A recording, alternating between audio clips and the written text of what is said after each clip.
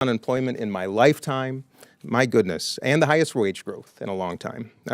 I think we did a darn good job. Businesses around the country, thank you, and I hope you can extend that gratitude to those that work with you. Thank you, sir. Thank you. I now recognize Representative Van Duyne from the great state of Texas for 5 minutes. Thank you very much, Mr. Chairman. And Inspector General Ware, it is good to see you again. Good to see you. And I really appreciate you taking the time to be with us today. And it's clear you understand the importance of today's hearing, and I just wish that we were being joined by Administrator Guzman as well. We've heard a lot of conversation today about pointing fingers. I kind of want to figure out when that money was spent, how much SBA had to spend, and what the resources were. So in 2019, do you know what the SBA's budget was? No, I do not know off the top of my head. Do you know if it was increased in 2022? I mean, sorry, in 2020? I don't think so. I don't know. You don't think it was increased in 2020? I think that was a time when we were all asking to be flatlined. I don't know. Well, in 2020 is when, let me just... Sounds right. When we had the pandemic. Yeah. So did SBA receive any additional funds? For the pandemic, I think supplemental funding was given at some point. I know I got supplemental funding. Yes. Okay, the answer is yes. Okay. Yes, Thank the answer you. is they were, it was about 100 times as much as they had been given, then some. Thanks. So, the fact is that when we look at when the money had been given out, doesn't it make sense that it was given out during the pandemic, at the beginning of the pandemic?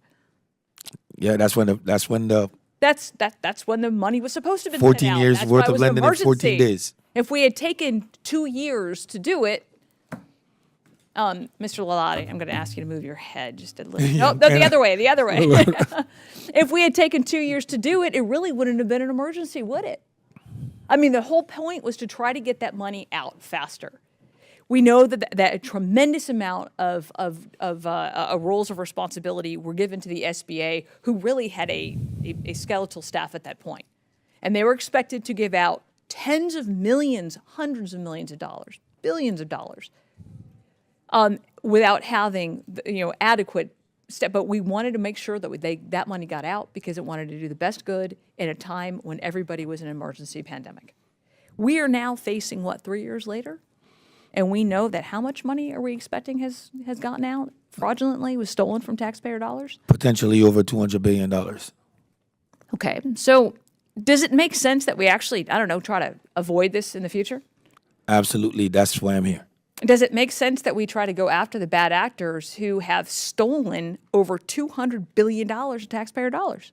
Absolutely. So does it make sense that we sit here and we spend a whole lot of time during this hearing on, well, that happened then, and no, that happened then? Does that make a whole lot of sense to you? Well, I can't say whether it makes sense. I could say that this is what I've been avoiding from the very beginning. Yeah, and I appreciate your direct answers. Instead of playing the blame game here, I would really hope that everybody on this committee, everybody in this Congress, would be focused on trying to prevent $200 billion of fraud from ever happening again, and trying to get that money back. So with the SBA distributing approximately $1.2 trillion in COVID EIDL and PPP loans, the IG, who is trained and responsible for the investigatory process of the SBA, estimates over $200 billion was wasted. However, in order to save face to the public, the SBA, who has admitted they have no role in investigating fraud, reportedly roughly $36 billion in wasted spending. The $164 billion difference in wasted dollars alone is troubling.